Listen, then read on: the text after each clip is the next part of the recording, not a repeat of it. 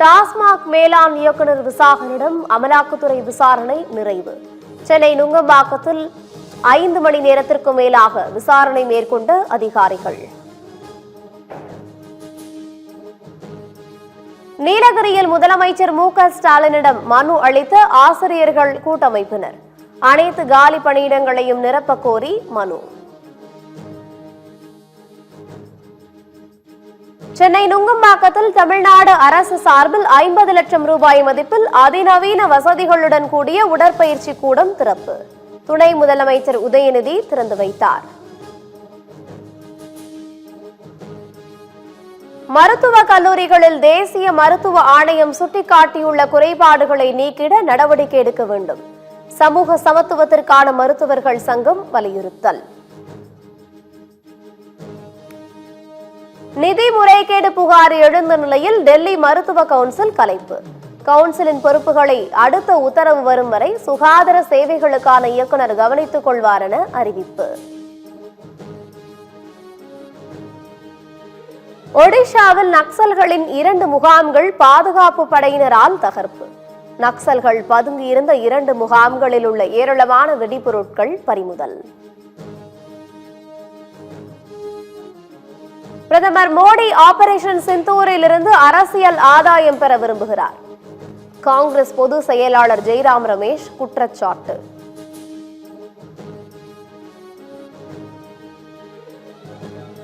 பயத்தை வைத்து நாட்டை இயக்கக்கூடாது. உண்மை மற்றும் அரசியல் சாசனத்தின் அடிப்படையில் இயக்க வேண்டும்.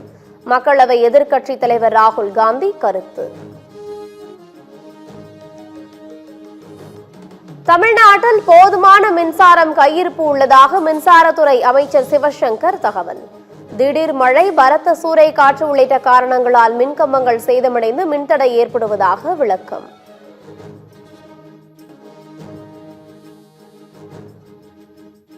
சினிமா நட்சத்திரங்கள் வந்தால் கூட விசிகாவிற்கு போட்டியாக வர முடியாது. விசிகாவிற்கு தேர்தல் களத்தினையும் தாண்டி ஒரு கோட்பாடு உள்ளதாகவும் திருமாவளவன் பேச்சு. ஹஜ் புனித பயணம் மேற்கொள்பவர்களின் தேவைகளை பூர்த்தி செய்ய சிறப்பு அலுவலர்கள் நியமனம். முதற்கட்டமாக புனித ஹஜ் பயணம் மேற்கொள்பவர்களை வழி அனுப்பி வைத்த பின்னர் அமைச்சர் நாசர் பேட்டி.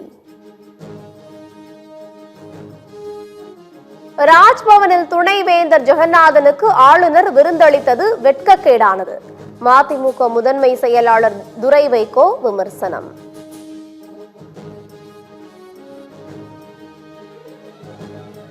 சென்னையில் வரும் 29, 30ஆம் தேதிகளில் அதிமுக மாவட்ட செயலாளர்கள் கூட்டம். கட்சி வளர்ச்சி குறித்து மாவட்ட செயலாளர்கள் பொறுப்பாளர்களுடன் பொதுச் செயலாளர் EPS ஆலோசனை.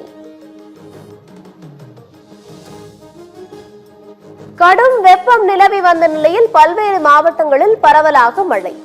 மதுரை, நீலகிரி, திண்டுக்கல், பெரம்பலூர் உள்ளிட்ட மாவட்டங்களில் கனமழை.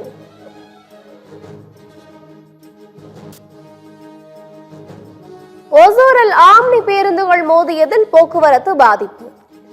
5 கிலோமீட்டருக்கு போக்குவரத்து நெரிசல் ஏற்பட்டதால் வாகன ஓட்டிகள் கடும் அவதி.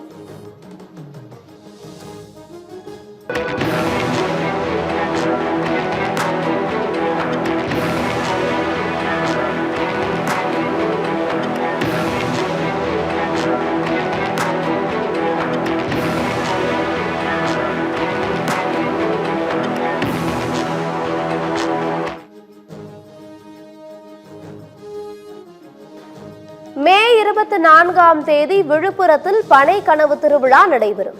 தமிழ்நாடு விவசாயிகள் சங்கத்தின் கூட்டமைப்பு அறிவிப்பு.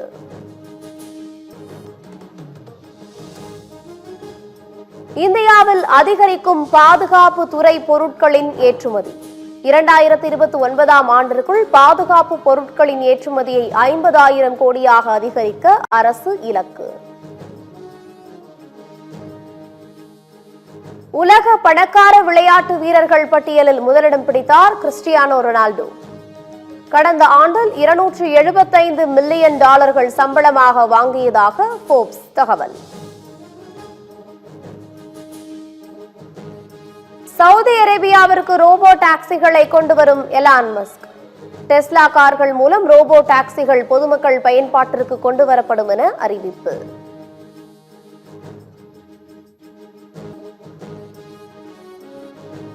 வங்கதேசத்தில் சொந்த முயற்சியால் விமானத்தை உருவாக்கிய 28 வயதான இளைஞர் வெற்றிகரமாக ஓட்டி காண்பித்த வீடியோ காட்சிகள் இணையத்தில் வைரல்.